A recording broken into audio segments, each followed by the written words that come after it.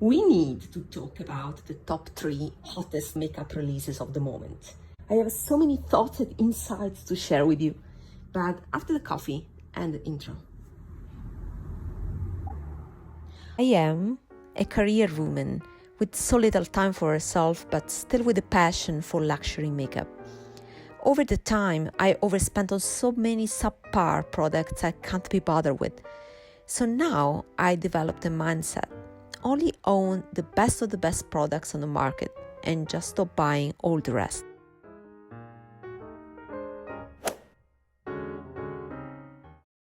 I'll start with my favorite release, that is Isamaya Beauty by Isamaya French.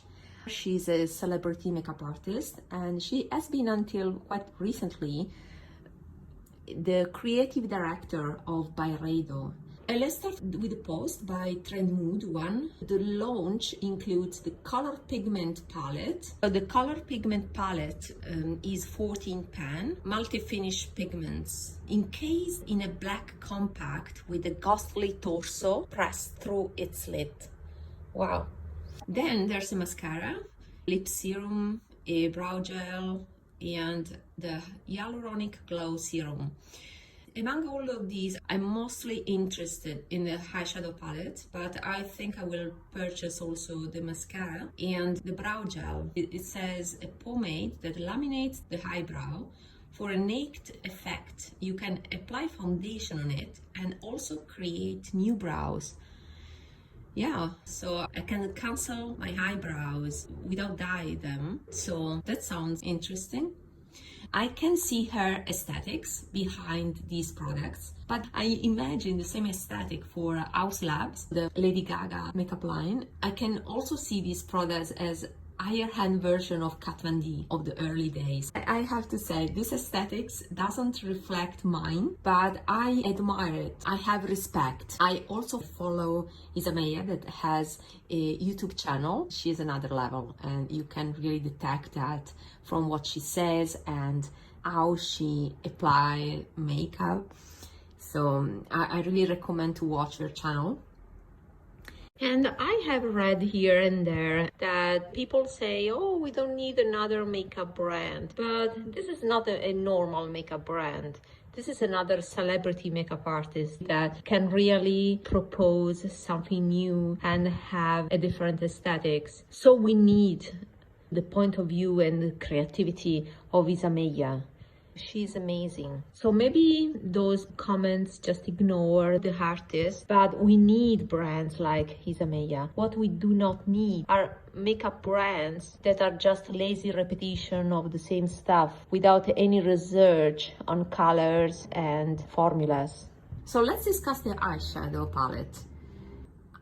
Guys, I need to cover that reddish rusty orange eyeshadow because it distracted me, and also I don't really like that shade on my eyes, so only for that reason it would be a no, but I like the rest, so let me cover it. Okay, now it's better, we can reason about it. I love this grungy arrangement of colors.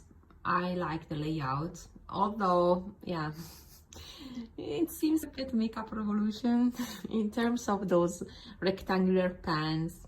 I don't know, they are neutral, olivey, grungy, rich, deep, so I'm excited. As I said before, Isamaya was the creative director of Byredo, so it makes sense to me to show you the big palettes by Byredo that were the Prismic palette and the Flora Clary palette. They were 18 pan eyeshadow palettes with 3 finishes, matte, metallic and glittery. Well, I can see the same 3 finishes in the new palette by Isamaya, and I expect this palette to be manufactured in the same place as those eyeshadow palettes by Byredo. However, the color arrangement of this new palette by Isamaya Beauty is phenomenal. If you analyze the colors, there's a white and a black, then different shades of brown, so they can be a transition shade for different skin tones, and then the colors are my colors because I see greens, but not the primary greens. I see olive and grass green, but a little bit desaturated, and a yellowish grass green that is paired with a rusty brown. Amazing. And then we have two glitter shades that are taupey, purpley. I like this combination. Even the gold is intriguing because it's more bronzy, is darker. The only complaint I have is that if we see the ingredients of Prismic palette and Flora Calari, those seem quite a traditional made in Italy formula that is based on talc and mica at the top of the list. I'm very picky when it comes to shimmery formulas, and for years I didn't use shimmers at all. I'm more a matte girl, let's say. So I started using shimmers when I discovered the Japanese formulas. However, I found a very good formula from Bobbi Brown that is Western based, made in Italy, and very smoothing on the lid. So shimmer formula that seems a normal pressed eyeshadow, and is this one. Let me tell you the name of the palette. It's Luxe Precious Metals eyeshadow palette. This is discontinued. It was a limited edition the last holidays, and is this one. So you really can't tell. These seem very standard eyeshadows. The swatches actually do not give justice to these eyeshadows because they seem standard metallic eyeshadows, but I can tell that on the lid they are very smoothing, like liquid metal, but very thin. Unfortunately, the swatches do not give justice, but you have to look them on your lids. So I would recommend watching Lexi Young video about Lisa Eldridge velvet lipsticks. She was wearing eyeshadows from this palette and she looked amazing. I was impressed and I immediately purchased the palette. This palette. So this is a proof that made in Italy eyeshadows can be very thin and smoothing on the lid. And for that reason, I expect this palette by Isamaya to have a very good formula like this. Not identical, but it can be something of my preference. That's why I'm intrigued. Talking about the colors, I have this Byredo palette. That is my only Byredo palette because I didn't want to purchase a lot of these. These again are made in Italy, and these are much more expensive than the big palettes. So can you see, I see definitely a relation between these colors and the one in the new palette. I will swatch these four. It doesn't make sense to swatch the glitter. I have to tell you that these eyeshadows are a bit hard press. Yeah, you can't really tell.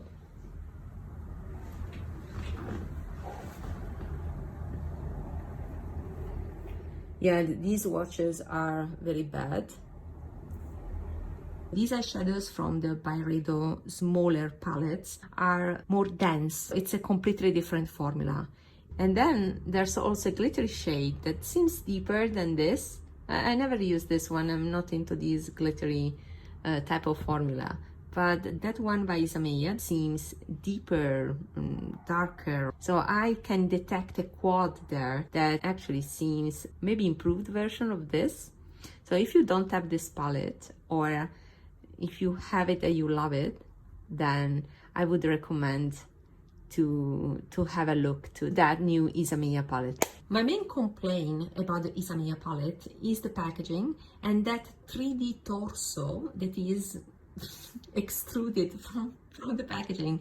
I mean, it can be eye-catching, but I wouldn't be able to store that palette.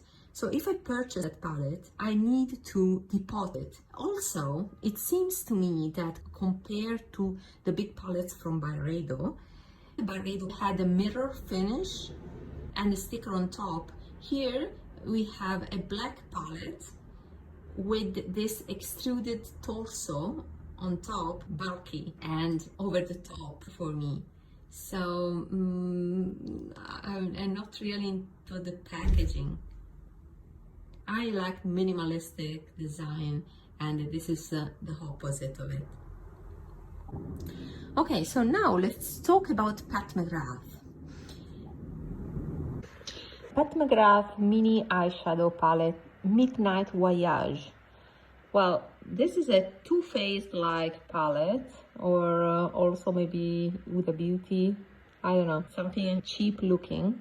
But I was surprised by this release, but now that I better think about it, I understand why. This has nothing to do with Pat McGrath core collection. This has nothing to do with Pat McGrath core collection.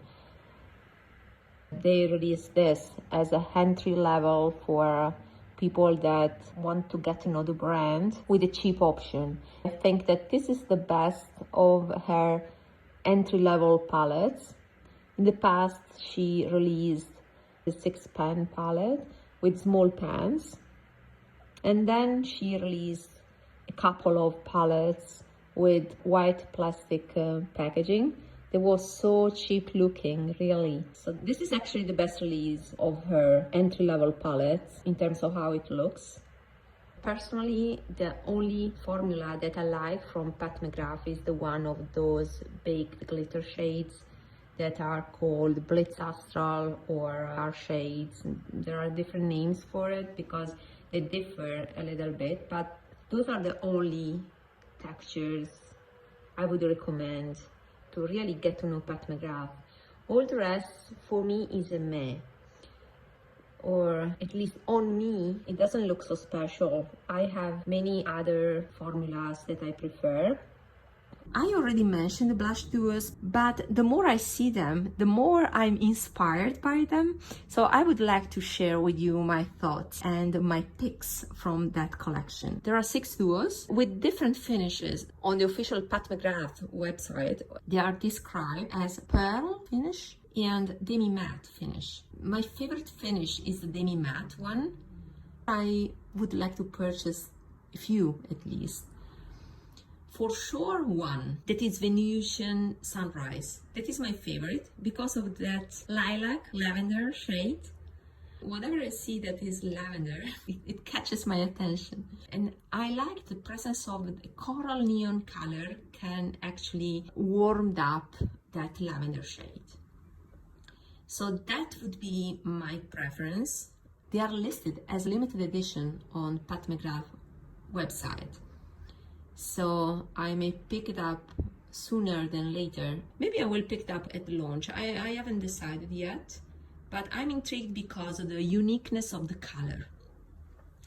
Another one that I would like to talk about is the Aphrodite Amour. This one, I think it's a skip because the roses there seem, I'll close it. Because the roses there seem quite similar to the Flirtatious one. It's not clear to me whether all the shades of the new duos are new or if there are some repromotes, but I bet it's quite similar. The roses in Aphrodite Amour are quite similar in color to the Flirtatious one. Although it is listed as a pearl finish, maybe is a shimmery version, I don't know. I don't like this packaging. I learned that I have to press it a lot in order to open it, and at the beginning I didn't do that. This is Flirtatious.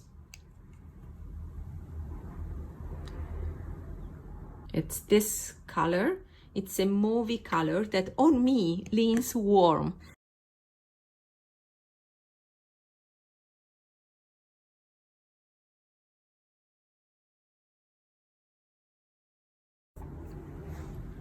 I expected it to be a cool tone blush, and it's weird how it pulls warm nude on me. I really like this formula. I like the matte formula more than the shimmer one. The shimmer is too shimmer heavy for my taste, and I have to be in the mood for it. But this Flirtatious one is matte formula, and it is not a flat matte. You can't really tell, but there's a little bit of radiance, and this is my favorite finish by Pat McGrath. I have to tell another thing. These Pat McGrath blushes are very long lasting for me. So they are excellent. Even if you use a light color, it does not disappear on my skin. I think they are the second long lasting in my collection, and the first ones are the Sisley ones. Those are my favorites in terms of persistence on my skin. But the second ones are these, and they are much cheaper than the Sisley. So back to the new collection. The other one is Paradise Glow. That maybe it has Paradise Venus inside. Guys, I'm afraid there will be some repromotes here. This is described as bronzed sienna with golden pearl. And that was actually my first choice as first impression, but then I realized the roses are a bit too dark for my skin tone, and that golden pearl, it's not unique in my collection because I have another blush, recent one, and it is the Suku 102 Natsuke, and this one is another blush with golden pearl. Okay, I damaged it now. And you see how golden it is? It is definitely metallic, I hope. Let's try to do this to show you better the swatches.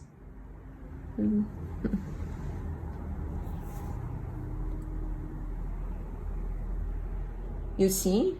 Okay, here you should see it. It's much more shimmery, of course, because Pat McGrath Flirtatious is matte finish and this is metallic finish.